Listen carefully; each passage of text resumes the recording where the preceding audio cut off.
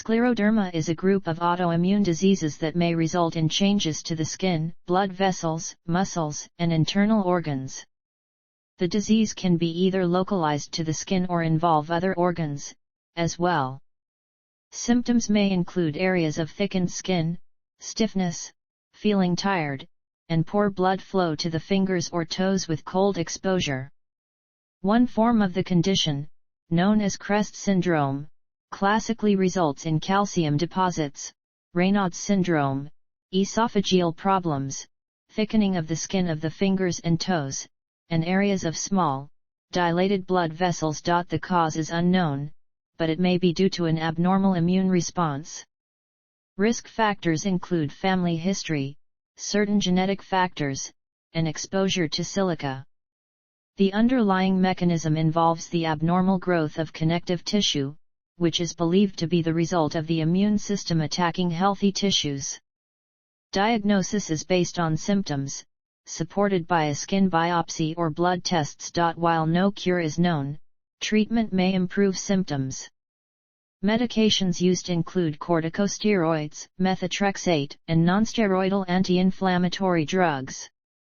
Outcome depends on the extent of disease. Those with localized disease generally have a normal life expectancy. In those with systemic disease, life expectancy can be affected, and this varies based on subtype. Death is often due to lung, gastrointestinal, or heart complications. About 3 per 100,000 people per year develop the systemic form.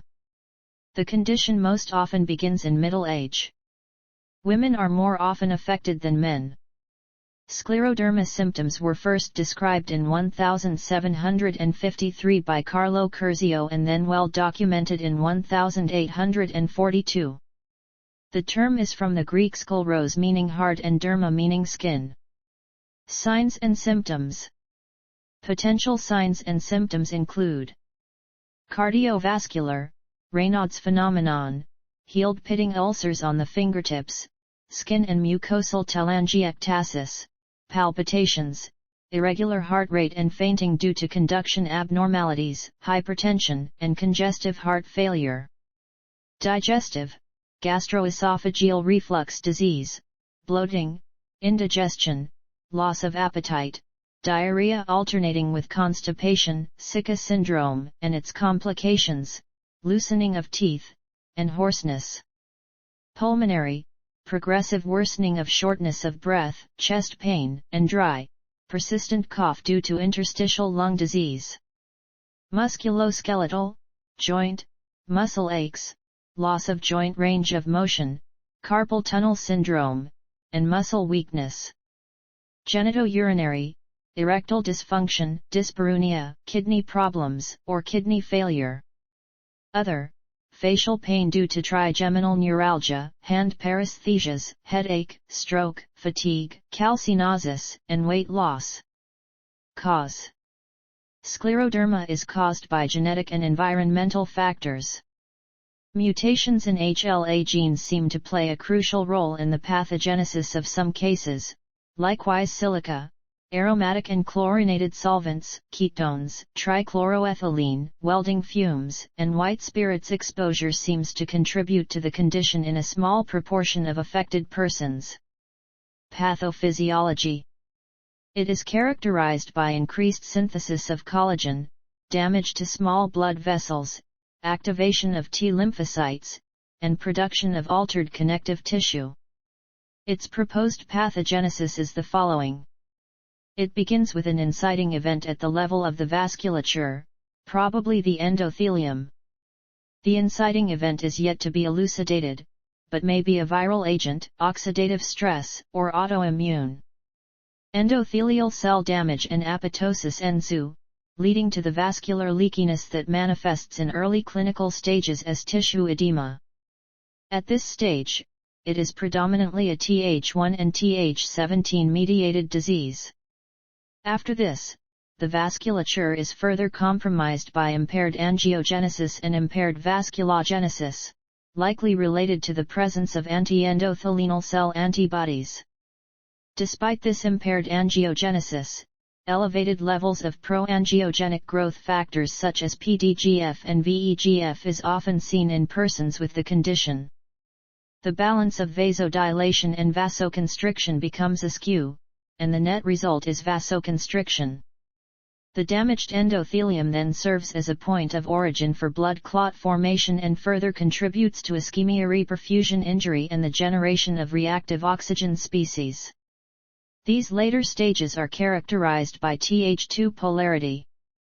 The damaged endothelium upregulates adhesion molecules and chemokines to attract leukocytes, which enables the development of innate and adaptive immune responses, including loss of tolerance to various oxidized antigens, which includes topoisomerase I. B cells mature into plasma cells, which furthers the autoimmune component of the condition.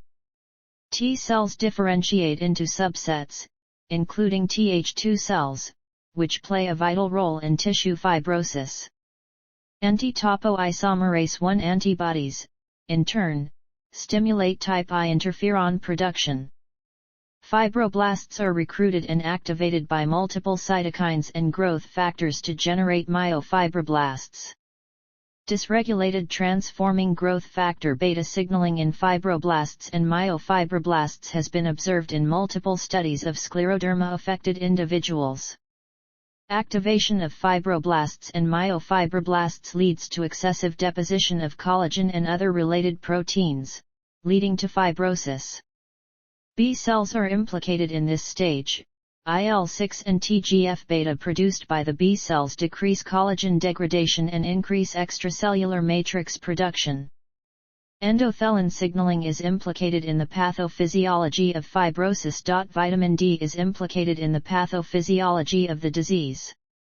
An inverse correlation between plasma levels of vitamin D and scleroderma severity has been noted, and vitamin D is known to play a crucial role in regulating the actions of the immune system. Diagnosis. Typical scleroderma is classically defined as symmetrical skin thickening, with about 70% of cases also presenting with Raynaud's phenomenon, nail fold capillary changes, and antinuclear antibodies. Affected individuals may experience systemic organ involvement. No single test for scleroderma works all of the time, hence diagnosis is often a matter of exclusion. Atypical scleroderma may show any variation of these changes without skin changes or with finger swelling only. Laboratory testing can show antitopoisomerase antibodies, like anti-SCL70, or anti-centromere antibodies. Other autoantibodies can be seen, such as anti-U3 or anti-RNA polymerase. Anti-double-stranded DNA autoantibodies are likely to be present in serum. Differential. Diseases that are often in the differential include: eosinophilia is a condition in which too many eosinophils are present in the blood. Eosinophilia myalgia syndrome is a form of eosinophilia caused by L-tryptophan supplements. Eosinophilic fasciitis affects the connective tissue surrounding skeletal muscles, bones, blood vessels, and nerves in the arms and legs. Graft versus host disease is an autoimmune condition that occurs as a result of bone marrow transplants in which the immune cells from the transplanted bone marrow attack the host's body. Mycosis fungoides is a type of cutaneous T-cell lymphoma, a rare cancer that causes rashes all over the body. Nephrogenic systemic fibrosis is a condition usually caused by kidney failure that results in fibrosis of the tissues. Primary biliary cirrhosis is an autoimmune disease of the liver. Primary pulmonary hypertension. Complex regional pain syndrome. Classification. Scleroderma is characterized by the appearance of circumscribed or diffuse, hard, smooth, ivory-colored areas that are immobile and which give the appearance of hidebound skin, a disease occurring in both localized and systemic forms. Treatment. No cure for scleroderma is known, although relief of symptoms is often achieved. These include the Raynaud's phenomenon with vasodilators such as calcium channel blockers, alpha blockers, serotonin receptor antagonists, angiotensin II receptor inhibitors, statins, local nitrates or iloprost. Digital ulcers with phosphodiesterase 5 inhibitors or iloprost. Prevention of new digital ulcers with bosentan. Malnutrition, secondary to intestinal flora overgrowth with tetracycline antibiotics such as tetracycline. Interstitial lung disease with cyclophosphamide, azathioprine with or without corticosteroids. Pulmonary arterial hypertension with endothelin receptor antagonists, phosphodiesterase 5 inhibitors, and prostanoids. Gastroesophageal reflux disease with antacids or prokinetics. Kidney crises with angiotensin-converting enzyme inhibitors and angiotensin II receptor antagonists. Systemic disease-modifying treatment with immunosuppressants is often used.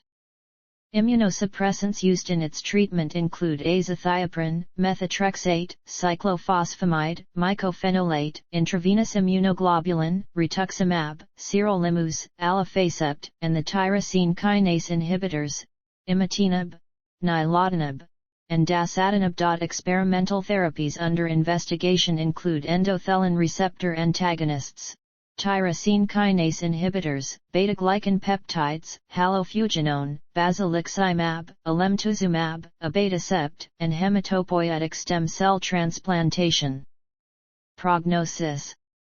As of 2012, the 5-year survival rate for systemic scleroderma was about 85%, whereas the 10-year survival rate was just under 70%.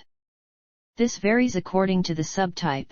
While localized scleroderma rarely results in death, the systemic form can, and the diffuse systemic form carries a worse prognosis than the limited form.